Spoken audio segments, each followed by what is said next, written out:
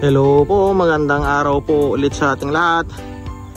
Isa pong napakagandang farm lot po ulit ang aming ipapakita po sa inyo na may sukat na mahigit 10 hectares.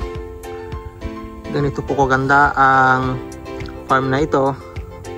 Yan po ang terrain niya. Ayan. Tinatamnan po nila ito ng kalabasa. Karatapos lang po nila mag-harvest. Yan po nakita nyo na yan.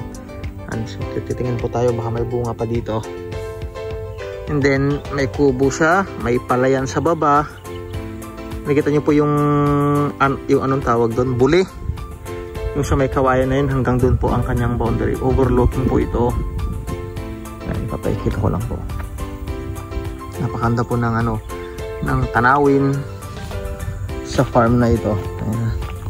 Malinis po siya kasi tinatamnan talaga ito ng kalabasa. Yan po, buhay pa yung ibang tangkay niya. Yan po. Yan po yung Mount Cordillera.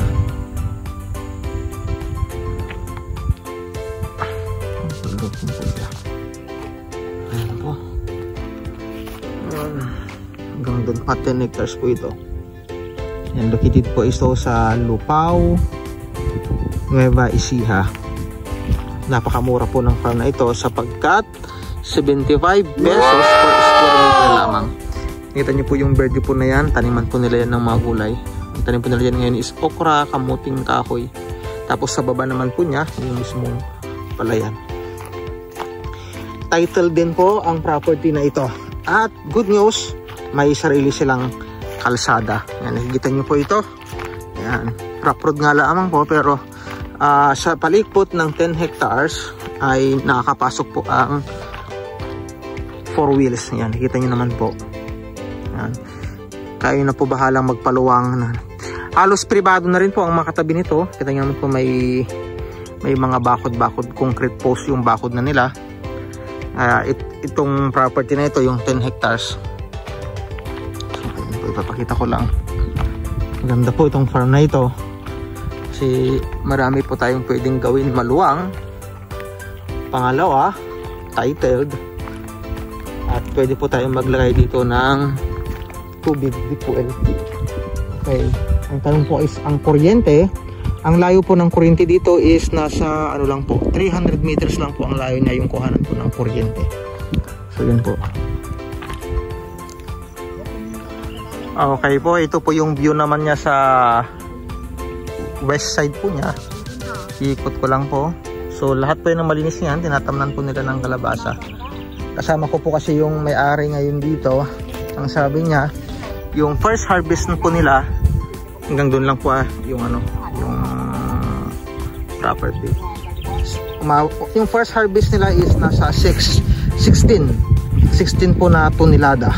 Yun yung first harvest nila. Yung pangalawang hindi raw po kasali daw, hindi raw na po kasali yung binibenta. Nagduduk lang yung may-ari. Yung pangalawang harvest nila is 10 tonelada, bali aabot po lahat ng 26 na tonelado po lahat ng kalabasa po na kanilang na-harvest. Doon pa lang po passive income na. Tapos may palayan pa po ito. Ayan, may palayan, may gulayan, may mga tanim din po silang mga saging. Ayan, overlooking po siya. Wala pong baha-baha po dito. Ayan. Ito lang po. Tapos yan, may kubo-kubo po lagyan sila sa taas. Mamaya hihingi po tayo ng talbos. Ito masarap po, mga talbos. Talbos ng kalabasa. Hindi na po nila kukunin ho yan. Kaya mamaya po hihingi tayo. Ito po yung nila, impounding water po nila, parang pispan po yan. Diyan po sila kumuha ng kanilang pandilig sa mga tanim nila. Yan. Yung mga katabi po nila, yan po, may mga bakod na po lahat ng mga concrete post po lahat ng mga. Napakita ko lang po. Yung palayan po na yan, hindi na po kasama. Yan po sa may baba lang po niyan. Ayun, yun po yung boundary niya, sagingan. Kita niyo po yan hanggang dyan po sa may sagingan. Yan. Hanggang yung sa may kakawayan na yan, yun po kasali niya. Tapos hanggang doon sa taas na po yun, doon sa may buli. Tatay, ano pong sukat nito? Rectangle po ba o ano po? Yung shape po ng sukat ng lupa. Kwadrado. Yung kwadrado daw po. Yun ang sukat niya. Ang ganda po dito, ang lamig. Yan, yung mga kasama namin nangunguha na sila. Masarap po yan, oh. Lagyan lang po natin ng ano po, ng inihaw na bangus o kaya tilapia. Lagyan mo ng saluyot. Kami mga Ilocano, yan po yung gusto namin. Masarap po yun. Lalo po ngayon dito, tag sitaw po dito sa amin. Masarap din po yan. Bagong kuha, luto mo manamis-namis, fresh na fresh. So yan po.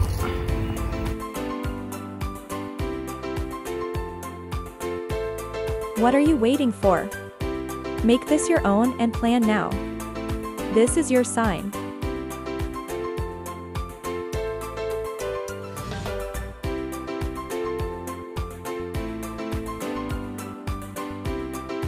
You can do so many things with this property. Invest now and secure your future.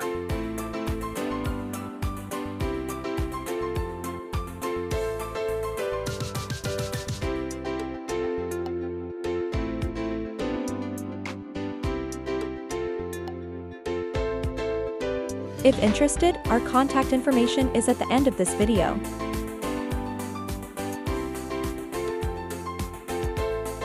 Don't hesitate to ask.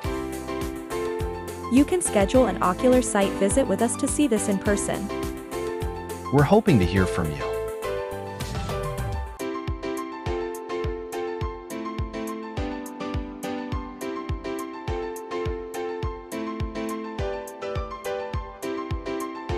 For inquiries or if interested, contact us via phone number 096682388981, Facebook, Samuel Basilio, email chrism2013@icloud.com, YouTube, SJN Real Estate.